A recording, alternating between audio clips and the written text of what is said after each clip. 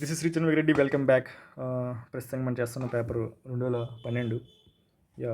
So if it all someone ఈ seeing this ఏంటిది ఈ వీడియో చూస్తున్నారంటే I have cleared your GS cut off thrice. ఇంకా వేరే ఇన్ఫర్మేషన్ కావాలంటే మీకు డిస్క్రిప్షన్లో మీకు దొరుకుతుంది ఛానల్లో. సో 20 క్వశ్చన్స్ చేసాము. Next set of 10 questions. Once again I'm saying pause the అంటే లైక్ మీరు క్వశ్చన్ స్టార్ట్ చేసే ముందు మీరు అంటే మీ సొంతంగా చేసి ఇక్కడికి వస్తే ఇంకా బెటర్. ఎందుకంటే మీరు పాజ్ చేయండి, మీ అప్లికేషన్ మీ సొంత బ్రెయిన్ అప్లై చేయండి, తర్వాత దీన్ని చూడండి. It will help you like which words they are concentrating. Because I'm saying my mind out అంటే చేసేటప్పుడు నేను చెప్తున్నాను క్లియర్గా. Maybe this mind set is help me to clear this 3 times. So same thing you can also do. Like maybe చూడండి అండి ఏం better అంటే మీరు ఇంకా బెటర్ ఏం చేయొచ్చా అని. అంతే. With reference to the scientific 21st question, with reference to the scientific progress of ancient India, scientific progress, which of the statements are given below are correct? Different kinds of specialized surgical instruments were common in use by first century AD. ఎవరికి తెలిసి ఉండొచ్చు, ఒకటిన్నా అయిపోయినట్టే. Transplantation of internal organs had begun by beginning of 3rd century AD. ఎవరికి తెలిసి ఏమైనా చూసారంటే అన్నీ అయి ఉండొచ్చు. The concept of sign of angle was known in 5th century AD. ఇది కొంచెం సంథింగ్ వెరీ స్పెసిఫిక్ ఆగాలి. The concept of cyclic quadrilaters was known in 7th century AD. ఇది కూడా చాలా స్పెసిఫిక్గా ఉంది. ఇంకా అదిపోయిందా? Years, sign of angle, sorry internal organs ఇవన్నీ ఏంటంటే ఎవరైనా చేయొచ్చు. సైన్ ఆఫ్ యాంగిల్ అనేది మేబీ అంటే బుక్లో ఉంటుంది, ఎక్కడో ఏవో దగ్గర ఉంటుంది. Different kinds specialist surgical instruments కూడా అంతే. సుశ్రు వాడడం, మేబీ సుశ్రుత సంథింగ్ అప్పుడు ఉన్నారు కాబట్టి అయ్యి ఉండొచ్చు. But sign of angle, quadrilaterals 7th century AD అంటే అప్పటికే ఆర్యభట్ట ఏ టైంలో ఉన్నారు. సైక్లిక్ క్వాడ్రిలేటర్స్ అంటే ఎవరిది maybe I'm not sure of it. So if it is in exam వాళ్ళు ఇప్పుడు ఏం చేస్తాం 2023 స్టైల్లో ఎగ్జామ్ అంటే ఏం చేస్తాం తెలుసా? ఫస్ట్ చూద్దాం. ఇది హిస్టరీ క్వశ్చన్, ఏ క్వశ్చన్ చూద్దాం. Scientific science and technology question. ముందు సైన్స్ అండ్ టెక్నాలజీ, వెనకాల ఏముంది? హిస్టరీ ఆఫ్ యాన్షియంట్ ఇండియా ఉందండి. History question. Next history start అయిపోయింది sir. So next history start అయింది కాబట్టి ఐ విల్ గో ఫర్ 4లో 2. అంటే నాకేం తెలియకపోతే 4లో 2కి వెళ్తా. 21 నేనైతే ఆన్సర్ చేయబడతా. నేను సికి వెళ్ళావా? ఓకే, ఫస్ట్ ఆన్సర్ చూద్దాం. 21 ఆన్సర్ ఇస్ సి. ఎందుకు సీనా? ఓకే, ఇక్కడ 3rd and 4లో కీవర్డ్ వాజ్ నోన్ అన్నాడు. తెలుసు అని చెప్తున్నాడు కానీ వీళ్ళు ఇంట్రడ్యూస్ చేసిరని చెప్పట్లేడు. మేబీ తెలుసేమో. ఓకే. ఫర్ ఎగ్జాంపుల్ తెలియదు అని ఆన్సర్ యూపీఎస్సీ కూడా తెలియదు అని ఇచ్చిన అనుకో, నాలంటోడు ఎక్కడో దగ్గర రీసెర్చ్ చేసి వాళ్ళకి తెలుసు అని చెప్పేసి ఒక గ్రంథం తీసుకొస్తాడు.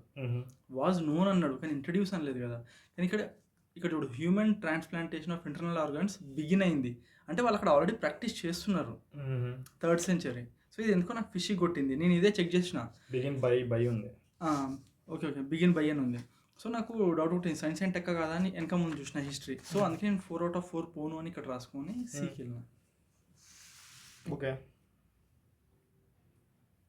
ఫస్ట్ మరి ఇన్ కామన్ యూజ్ అన్నాడు కానీ డిఫరెంట్ అంటే రెండు డిఫరెంట్ అయిపోతాయి. డిఫరెంట్ కైండ్స్ అన్నాడు, ఏదో చెప్పలేదు అందులో.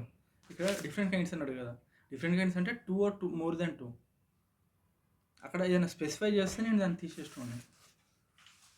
లైక్ ఇక్కడ transplantation of internal organs specified, ఇక్కడ డిఫరెంట్ కైండ్స్ అన్నాడు. Border. It's okay. I think ఇది ఓకే టు లూజ్ క్వశ్చన్. అన్నీ మనకి కరెక్ట్ అవ్వవు. So it's okay. Next 22. With reference to history of ancient India, which of the following were common to the both Buddhism and Jainism? Avoidance of extremities of penance and enjoyment. I think it is not common. ఎందుకంటే బుద్ధిజంలో మధ్య మార్గం ఉందని నాకు తెలుసు. Jainism ఉందా?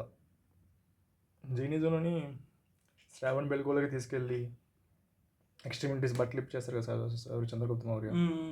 So అది extremities అయితే అది ఎక్స్ట్రీమ్ కదా అది.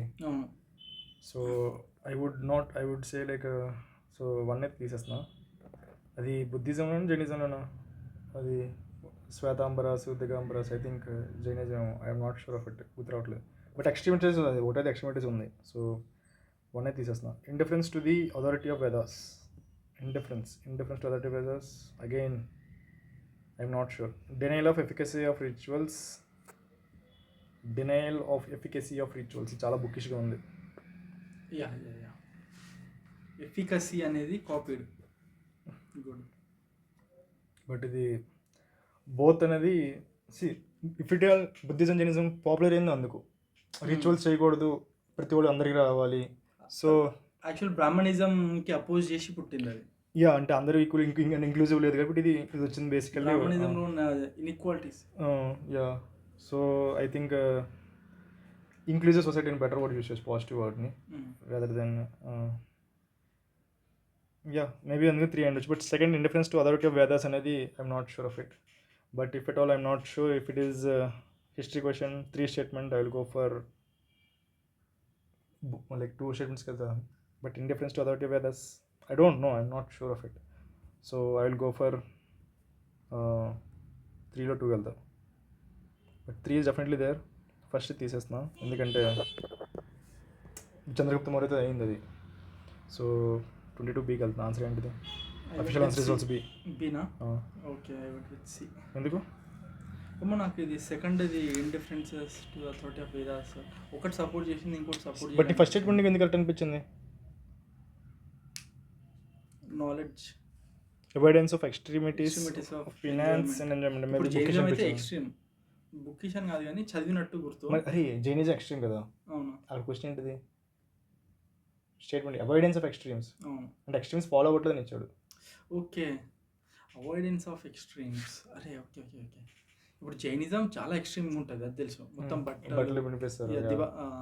శ్వేతాంబరస్ Shvetambaras white cloth, Digambaras are అదే అదే. Naked. Buddhism little bit middle path ఉంటుంది. యా ఓకే, సో నువ్వు ఫోకస్ చేయి.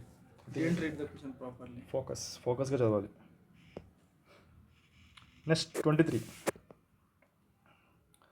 నీకేం తెలియకపోతే history question or like general 3 out of 2 అంటే 3 స్టేట్మెంట్స్ 2 ఉంటాయి. Again I'm saying you land up positive అన్నీ అప్లై చేస్తే 2023 స్టైల్లో వస్తే. ఎందుకంటే we're preparing for the worst. Cover the options, so make it this. And ఇంకోటి చెప్పిందంటే పాజ్ చేసి మీరు చేయండి, తర్వాత దీన్ని చూడండి. లైక్ యూ అప్లై అంటే ఎలా అప్లై చేస్తాను కూడా చూడండి. అంటే whatever maybe common sense కానీ ట్రిక్స్ కానీ whatever it is. Which are the following can be set to essentially the parts of inclusive governance. Okay, అందరూ ఇంక్లూడ్ అయి ఉండాలి. Permitting the non-NBFCs to do banking. Okay, establishing effective district planning committees in all the districts. Okay, increasing the government spending on public health. Okay, strengthening the midday meal scheme. Midday meal scheme is definitely there ఎందుకంటే children include అయ్యారు కాబట్టి. Increasing the government spending on public health, inclusive. Establishing effective district planning committee in all the establishing effective district planning committees in all the districts. Planning committee ఇస్తే better అని కాదు, అందరిని include చేసి effective అన్నాడు. ఎంత effective అని చెప్పలేదు కాబట్టి మోస్ట్లీ అయ్యి ఉండొచ్చు. Permitting the NBFCs to do banking, దానివల్ల ఇంక్లూజివ్ అలా అవుతుంది అని ఆలోచిస్తున్నాం. ప్రైవేట్ పేర్స్ వస్తారు, ఓకే. ఫైనాన్షియల్ ఇంక్లూజన్ అంటే ఫైనాన్షియల్ ఇంక్లూజన్ ఎన్బిఎఫ్సిస్ వల్ల అవుతుందా అనేది నా డౌట్. ఫస్ట్ పాయింట్ కింద లోకల్ లెవెల్లో ఇస్తారని తెలుసు, అంటే ఎన్బిఎఫ్సిస్ వీళ్ళందరూ ఇస్తారని తెలుసు. మేబీ ముతూట్ ఫైనాన్స్ ఇలాంటివన్నీ ఉంటాయి కదా. బట్ దానివల్ల ఇంక్లూజింగ్ అవుతుందా? Increasing government spending public health, నీకు తెలుసా తెలీదు. Public health usual is positive, so go for positive. Permitting the NBFCs అనేది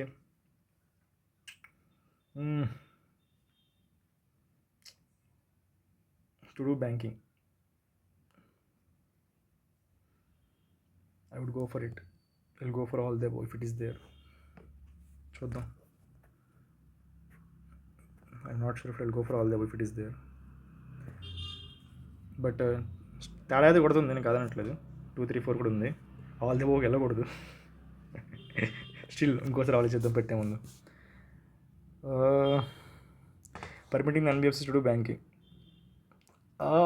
ఫైనాన్షియల్ లోకల్ లెవెల్లో చేయొచ్చు కదా ముత్తూట్ ఫైనాన్స్ లాంటి వాళ్ళు. అది ఇంక్లూజివ్ అంటారో నాకు తెలియదు. ఇంక్లూజివ్ గవర్నెన్స్ అనేది గవర్నమెంట్ చేయాలి. వద్దులే, 2, 3, 4కి వెళ్దాం. ఆల్ ది బుక్ యూజ్గా వెళ్దాం. I go for C. నువ్వేం పెట్టా? బాంబే. అఫీషియల్ ఆన్సర్ చెక్ చేద్దాం first. Official answer is C. Okay, so లాస్ట్లోనే మళ్ళీ ఇంకోసారి క్వశ్చన్ చదివి నేను గవర్నెన్స్ అనేది చూసి గవర్నెన్స్ అంటే గవర్నమెంట్ చేయాలి, ఎన్బిఎఫ్సిస్ ప్రైవేట్ కదా. అవునవును.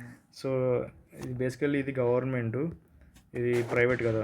సో ఫస్ట్ వన్ అది ఆర్బీఐ చేయాలి. ఇప్పుడు ఎన్బిఎఫ్సిస్కి బ్యాంకింగ్ అంటే అది ఆర్బీఐ పర్మిషన్ ఇవ్వాలి కదా. అంటే కాదు, అలా కాదు. అంటే ఫర్ ఎగ్జాంపుల్ ఇప్పుడు ఎల్ఐసి తీసుకో, ఇన్ కేస్ ఎల్ఐసి నేషనలైజ్ అయిపోయింది అనుకో, okay it comes under government. Okay. But NBFCs అంటే చాలా ప్రైవేట్ ఉంటాయి, ముత్తూట్ ఫైనాన్స్ లేదంటే ఇంకే చిట్ ఫండ్స్ ఇవన్నీ ఉంటాయి కదా, అవి నాన్ బ్యాంకింగ్ ఫైనాన్షియల్ కార్పొరేషన్స్. అవి బ్యాంకింగ్ అయితే కావు, బట్ ఫైనాన్షియల్ అప్పులు ఇచ్చి కొంచెం లైక్ అంటే జనరల్ డాక్యుమెంట్స్ లేని కూడా అప్పులు ఇస్తారు వాళ్ళు, కోలాటరల్ వాటర్ మేబీ. సో అలాంటి వాటికి ప్రైవేట్ కదా యూజువల్లీ, ఎక్కువ మోస్ట్లీ ప్రైవేట్ ఉంటాయి అవి. సో రెగ్యులేషన్ కూడా ఈ మధ్యన ఆర్బీఐ మెల్లమెల్లగా ఎన్బిఎఫ్సి రెగ్యులేట్ చేస్తుంది. సో సో సెకండ్ ఇది ఎందుకు పెట్టానంటే at the end inclusive governance అన్నాడు. ఎఫెక్టివ్ అంటే నేను కూడా అంటే ఎఫెక్టివ్ అంటే అందరిని ఇంక్లూడ్ చేస్తే అది ఎఫెక్టివ్ అనుకుంటున్నాను. ఇట్స్ పాజిటివ్ కదా. సో ఆల్ ఉంది okay, but it is establishing effective planning committees. Maybe ప్లానింగ్లోనే అందరిని ఇంక్లూడ్ చేస్తున్నాను. ఎఫెక్టివ్ అన్నాడు, ఎంత ఎఫెక్టివ్ అని చెప్పలేదు, ఎవరిని చెప్పలేదు. సో మోస్ట్లీ పాజిటివ్ అని తీసుకుంటున్నాను on the face value of it. థర్డ్ది పబ్లిక్ హెల్త్. పబ్లిక్ హెల్త్ అంటే పాజిటివ్, హెల్త్ కూడా అందరినీ చేసిన. పబ్లిక్ హెల్త్ అంటే ఎక్కువ మంది ఎక్కువ ఇన్వెస్ట్ చేస్తే, ఫర్ ఎగ్జాంపుల్ ఫ్రీ, ఇప్పుడు గవర్నమెంట్ హాస్పిటల్స్ ఫ్రీ ఉంటాయి, ఎక్కువ ఇన్వెస్ట్ చేస్తే ఎక్కువ మంది వస్తారు, అక్కడికి వెళ్తారు. సో ఈవెన్ లోవర్ స్టేట్ అని కూడా క్లియర్ కవర్ చేయొచ్చు. పబ్లిక్ హెల్త్ అంటే ఇన్సూరెన్స్ కూడా ఉండొచ్చు.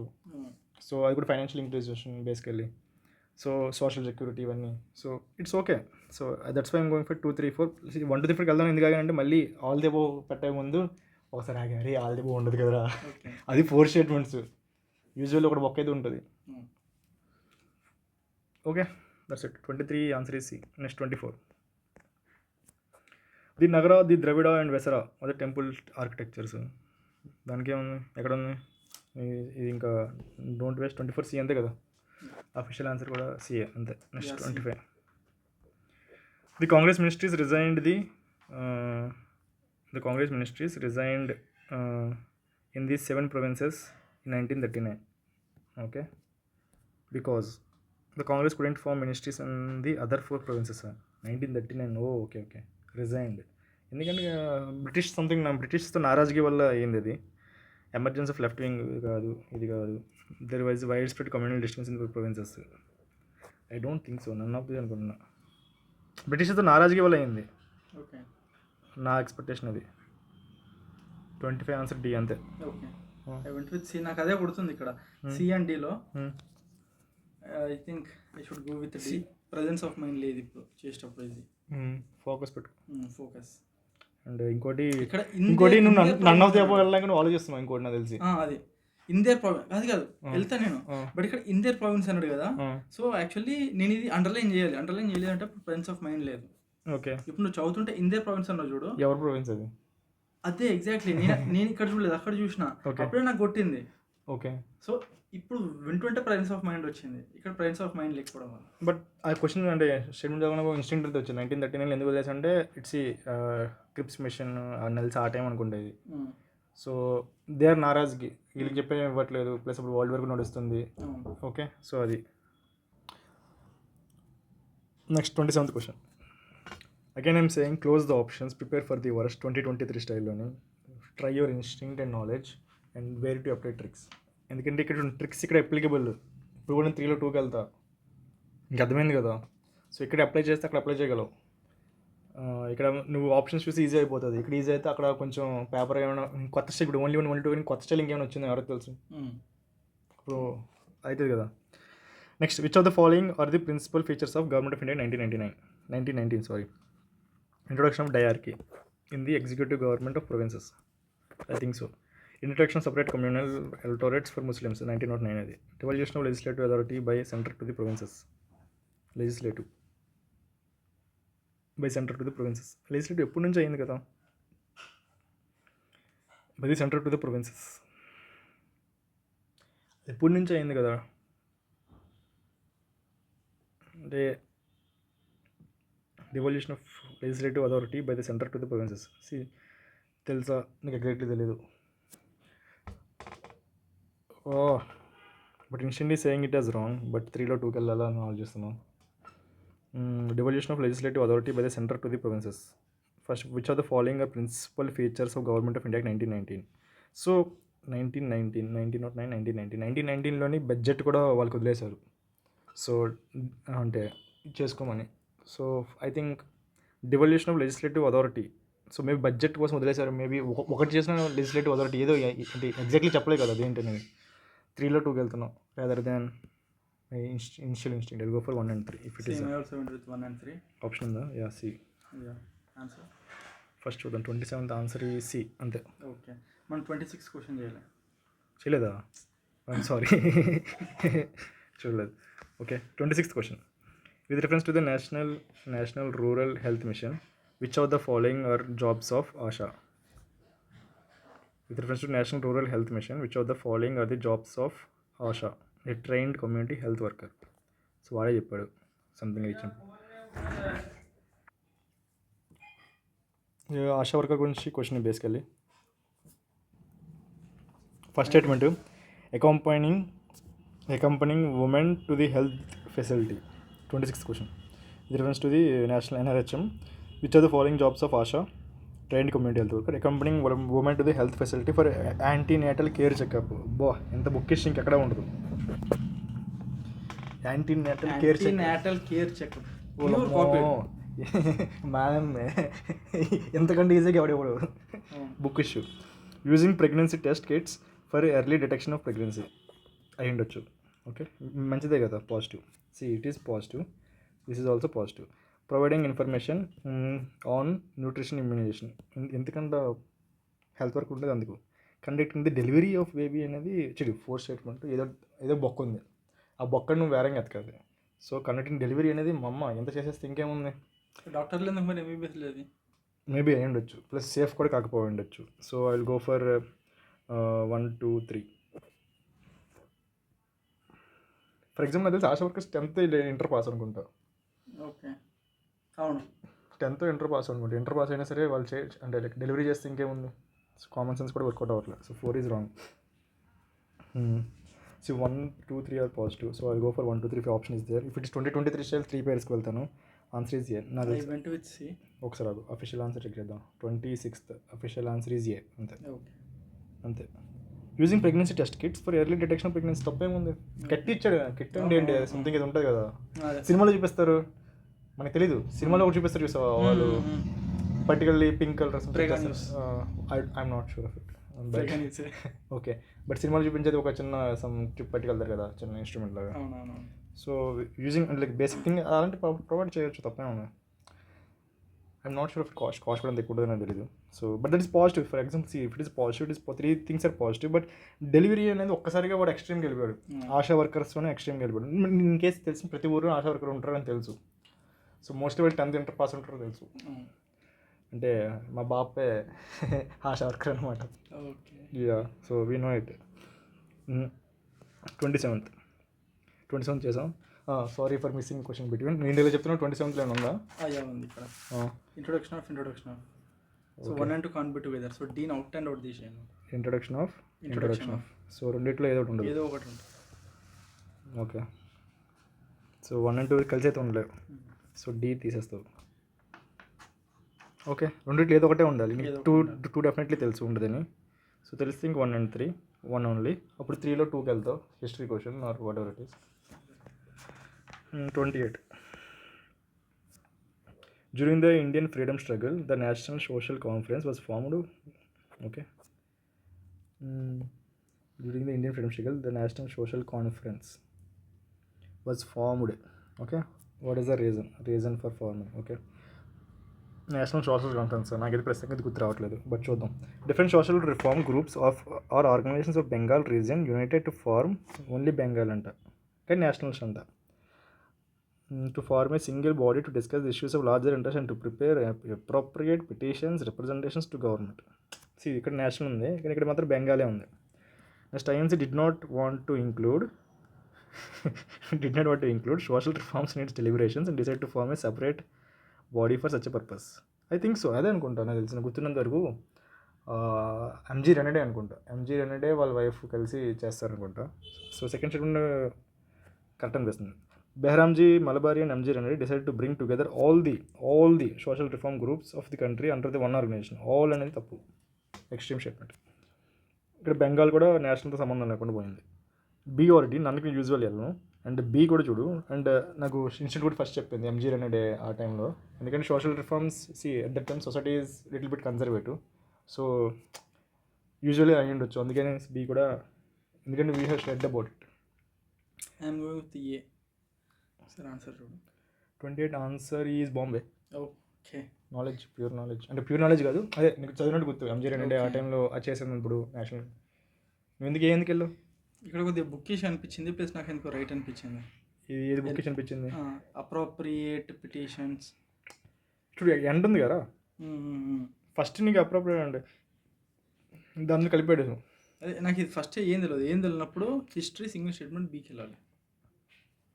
ఇక్కడ నాకు తెలుసా పోనీ ఏ అంత ప్యూర్గా తెలుసా అంటే అది కాదు. ఓకే, ఏమో అంటే ఏమో పోయింది అది. హిస్టరీ సింగిల్ స్టేట్మెంట్ ఏ బీపీ. ఓకే, బట్ నాకేమనిపించింది అంటే ఇక్కడ చూడు, ఇక్కడ నేషనల్ ఉంది, ఇక్కడేమో రీజనల్ బెంగాల్ ఏంది, బెంగాల్ రీజన్ ఏంది, అది అబ్జర్వ్ చేయలే.